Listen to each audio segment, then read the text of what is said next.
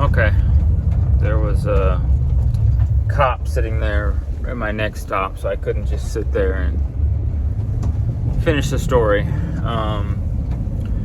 So, yeah, I did a 3-day fast, just coffee and water. A couple-day break, another 3-day fast, just coffee and water. A couple-day break, 4-day fast. Then I ended up doing a 5-day, a 5-day, a 5-day, and a 6-day. But this is in the middle of the 4-day fast, so I'd say probably about a week total of fasting. And this is the first time in my life. First time in 33 years. 33 years of eating oatmeal cream pies and fudge rounds and Star Crunches and Doritos and drugs and alcohol. And my body has had to process without being detoxed.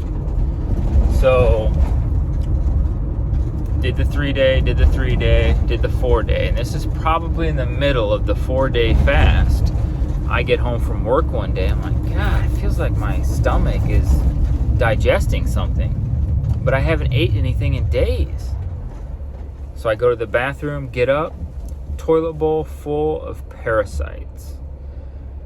And I'd heard, listening to the shit that I did, or that I do, all day long, the crazy conspiracy podcast, I'd heard, that we're all filled with these things. It's what controls our cravings, for sugar, alcohol, drugs, sex, entertainment. Like, all of it is these parasites, like the term hangry. When people get angry, when they get hungry, that's not you. That's these demons inside us saying, feed me, feed me, feed me. So, yeah, this is on May 15th of 2024. And I thank the Lord that this thought, download, whatever you want to call it, came to my mind, because my stomach was still hurting and I knew that there was more up there. I just couldn't push them out. And I would take Kratom, and Kratom would make me constipated. So back in the day, I'm trying to remember when I did the first ever coffee enema, but I heard about coffee enemas listening to Crow 777, and I'll never forget him saying the first time he did it, he immediately felt 20 years younger. So I was good friends with a bunch of guys on Discord, and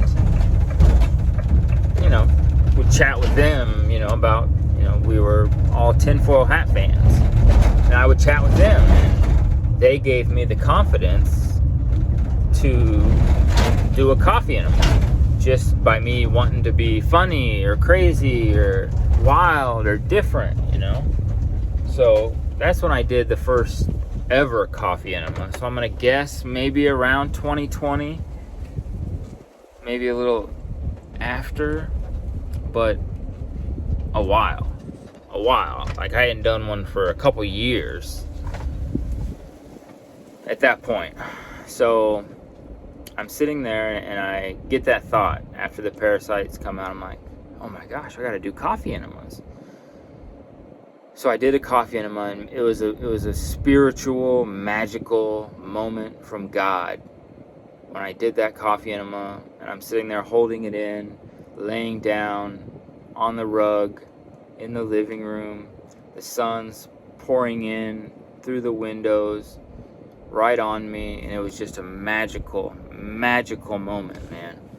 I'm just like, thank you, Lord. Like, thank you. Because I considered myself spiritual. It's at a whole nother level now, but even back then, I prayed to God. I'd say, Lord, I don't know if I said that in the previous video or not, but I think I did. But yeah, so this is on May 15th of 2024. When that first parasite came out. And ever since then, today is what?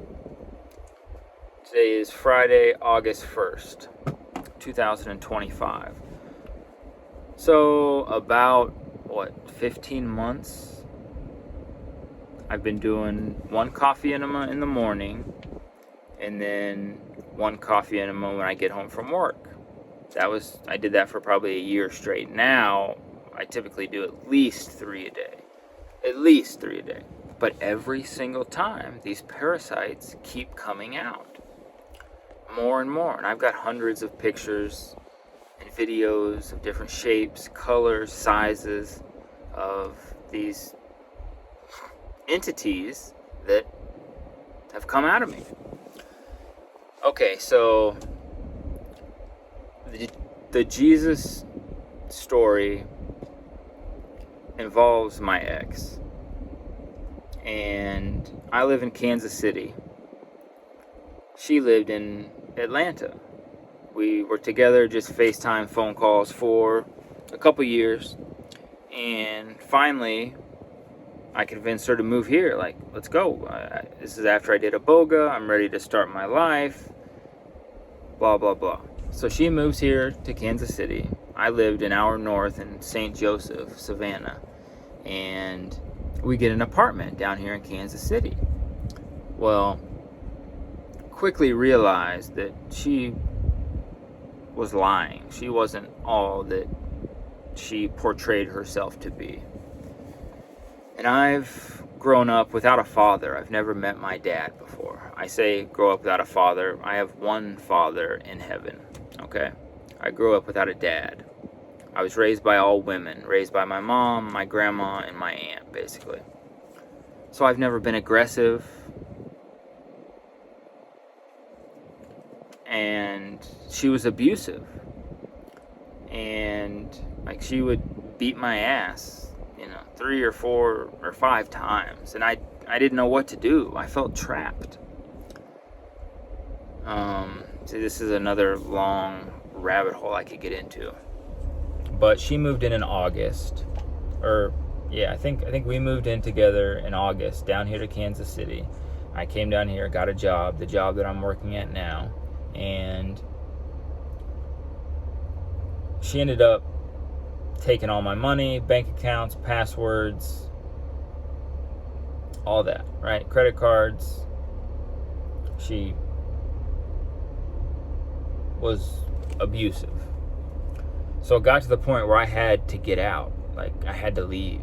And I felt trapped, though, because my family's... Look at Josh. He's down in Kansas City. He's got a girlfriend and a job and an apartment. He's starting his life, finally. After 33 years, he's finally starting his life. So I didn't know what to do or where to go. I just felt trapped. And that's why I stayed as long as I did.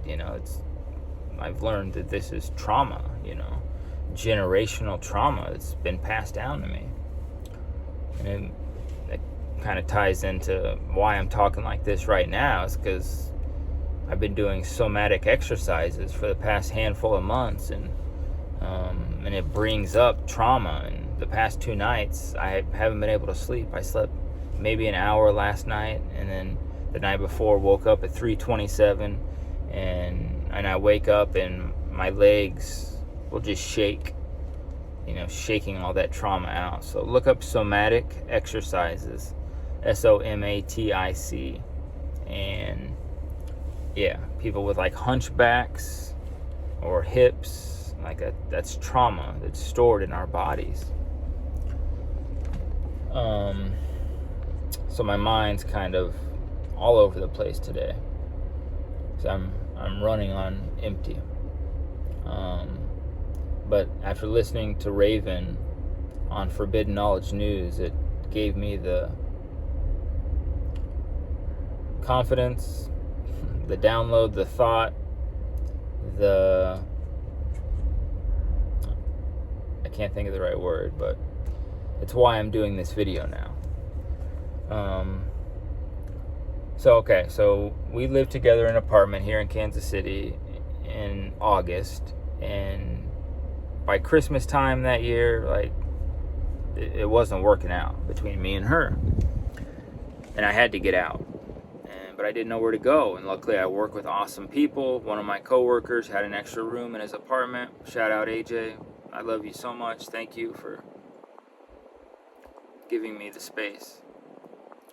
And so I moved in with him into that room, moved out of the apartment, and tried to live the way he lived, but that wasn't me. I'm not a go out to bars and partying and on the run all the time. That's not me. So after doing that for a couple weeks, maybe a month, I finally,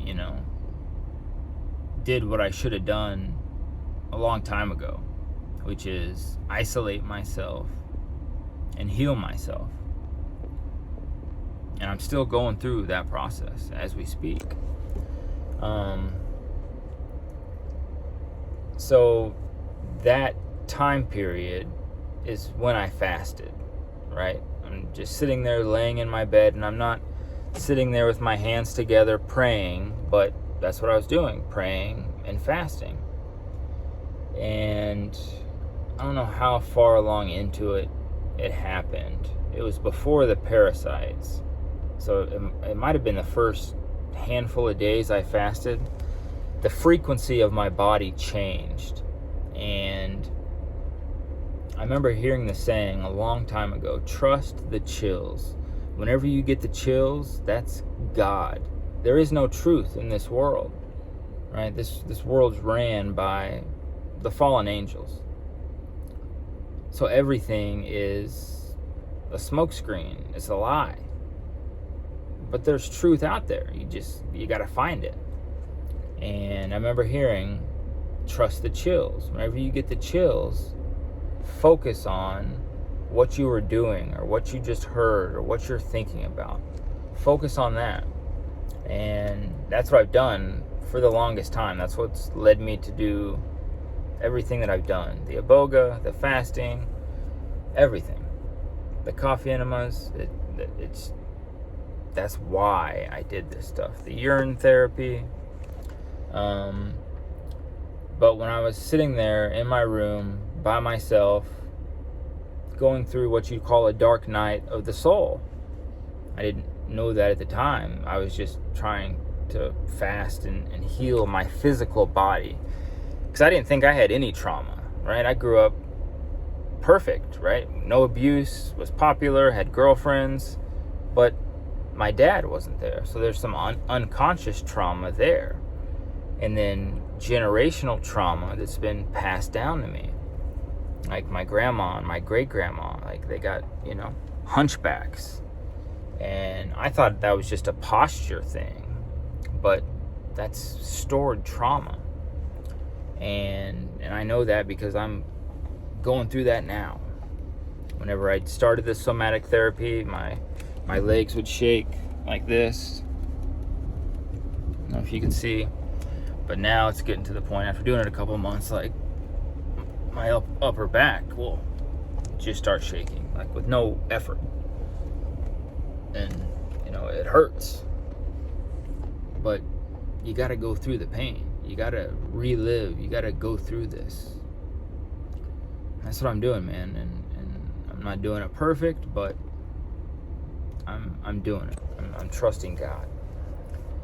And so when I'm sitting in my room during the first fast, like the frequency of my body changed. And I'd get the chills all day long. Like I was literally high from being completely sober, putting nothing in my body. And it doesn't get more simple. It doesn't, like Sam Tripoli talks about easy versus simple. Like simple is fasting. Simple is grounding, going outside, connecting with nature, walking, exercise. Like that's simple stuff. But that's not easy. You got to put some effort into it, but it's simple. And I felt incredible. I never wanted to eat again. I'm like, oh my God, this is what happens when you don't put anything in your system. Like you literally feel superhuman. And since then, I've learned about, Jesus and the Essenes and, you know, how big fasting was to them, to Jesus. Jesus doesn't say if you fast, he says when you fast. And since then, I've learned about a Bible passage, Matthew 17:21, that's been taken out of the Bible. It's been removed. The new modern Bibles, it's gone. It goes from Matthew 17:20 to Matthew 17:22. 17:21 is gone. And what does that say? It says certain demons can only be expelled through prayer and fasting. So after learning that, me being the conspiracy guy that I am, like, oh my God, they don't want us doing this. They don't want us connecting with God, connecting with Source, connecting with the Creator. Because once you do that, they can't control you. It frees your mind, it frees your body. Fasting does. Okay, this is already getting too long. There's just so much. So this is May 15th when the parasites started coming out. In January is when I moved out. I didn't talk to my ex at all, right? From January up until August. And I'll never forget the date. It's August 24th, 2024. And I woke up that day, and I don't know why, but my mindset was, okay, I'm not going to hold anything from the past against her, against my ex. I'm not going to hold anything back. Or you know, I'm not going to use that against her. I'm going to start clean, a fresh slate, completely stupid looking back on it, but it had to happen the way it did. So I wake up that day and I'm texting with her for the first time, really, since I moved out. And I'm driving to a job about 2 hours away, and this podcast just starts playing. And it's the Forbidden Knowledge News podcast, the one that Raven was just on, that I was listening to. And my phone was right here. I wasn't holding it. The podcast just started playing randomly without me pressing anything. And the guest was Maya Zahira, and she was talking about parasites. So it immediately caught my attention, because at that point, the parasites have been coming out for about 3 months or so, right? Well, is that right? Yeah, about 3 months. So she's talking about spiritual parasites and physical parasites, and both of them can be microscopic. So I listened to it the whole ride there, the whole ride back. I'm just fascinated by it. She's going into these different entities that can get attached to us as humans. And she's talking about the differences between demons and jinn and ghosts and egregores and all these different entities that can get attached to us. And I always thought I was spiritual, but this is what took it to another level. This is what solidified the spiritual realm is running things here on Earth. And I'm driving back from the job. We make plans, me and my ex, to have dinner that night. She was going to come over to the apartment that I lived in then, and we were going to make dinner. So we go to the store, get off work, we go to the store. First time, hanging out with her. And we get supplies, ingredients for, dinner. And then I come back, open the door to my room, and there's a notebook laying on my bed. And it's not my notebook. I'm like, what the hell? And then I kind of put two and two together that a couple days prior, I had told my roommate that I'm going to start journaling and I'm going to start writing stuff down. And he must have put that notebook there on my bed. He must have had an extra one, a nice gesture that he did. So I don't think much of it. So we go into the kitchen, me and my ex, and I'm cutting up some sourdough bread, and she's standing maybe a foot away from me. And I forget the question that I asked her, but I knew that the response she gave me was an obvious lie. I knew she was lying. And in that moment, something took over me. I don't know what it was, but something took over me. And when she told me the lie, I look her in the eyes and I go, "Demon," I gotta back up. In the podcast, Maya Zahira, she's talking about the differences between the entities, and she says that demons respond to Jesus Christ. Even other religions use Jesus Christ to fight demons. And I listened to the podcast, the whole ride there, the whole ride back, so like this was in my mind. So I'm sitting there in the kitchen, cutting up the sourdough bread, ask her a question, she tells me a lie, and I look her in the eyes and I go, "Demon, come out of her body in Jesus Christ's name." And then I say it again. Right when I say that, she leans over the sink and says that she's getting lightheaded and dizzy and needs to go lay down. Well, at first I think she's playing into it, right? Kind of like acting, based off what I had just said. Trying to make me think that, something's happening since I said that. And she goes, lays down in my bed, and I finish cutting up the sourdough, and then I go check on her. Well, she's passed out in my bed. I couldn't wake her up. She's like physically exhausted. So at this point, some dots are starting to connect in my mind about everything that had happened in our relationship, all of the abuse, everything. The dots are starting to connect. So she was planning on staying the night that night, and I made an excuse to take her back to the apartment that I fled from. And I go drop her off, come back to the apartment, lay down in my bed, and I'm just trying to, process everything that had just happened. And I'm like, oh my gosh, I gotta write this down in the notebook, the journal that my roommate put on my bed. What a perfect first entry for the notebook. And so I get up, turn on the lights, go grab the notebook, and I start writing down. I write down 8/24/24. Perfect first story. Perfect first entry for this journal. And then I wrote down what happened. And I put quotation marks, "Demon, come out of her body in Jesus Christ's name." I wrote that on paper.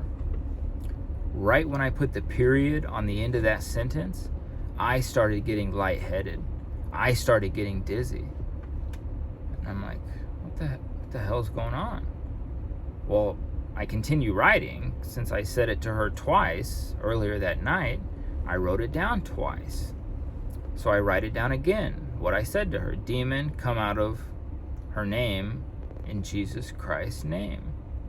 I could barely finish that last sentence before I started getting nauseous, woozy. My hand was trembling. The only thing I could do was get up, turn off the lights, and lay down. And I'm like, oh my God, what have I been dealing with these past 3 years? What the hell has been attached to me? So as of today, I attribute the reason I got that feeling is because for our whole relationship, I had an entity attached to me. And ever since that day, that night, that moment, I've felt differently towards her. And I haven't talked to her since. And it was hard to go to work the next week. I'm like, how am I supposed to go do this normal 3D job when literally everything and everybody is being controlled by demons, by entities? Because at that point, the dots, they were already connected. Just me thinking back to different times and scenarios and situations in our relationship that the only explanation was she had something controlling her. And I'm like, oh my gosh. So now I think whenever I wrote that entity came out of me at that moment. And before then, like I said, I was spiritual, but since then, I mean, it's been hard, dude. It's been hard living in this fallen world. I shouldn't say fallen world, fallen society that if you want to be normal, you gotta participate in. And that's one thing that I've been praying for a long, long time, was for truth. To exit this system, to exit the matrix. Show me the truth, God. And this is what happened. This is the truth.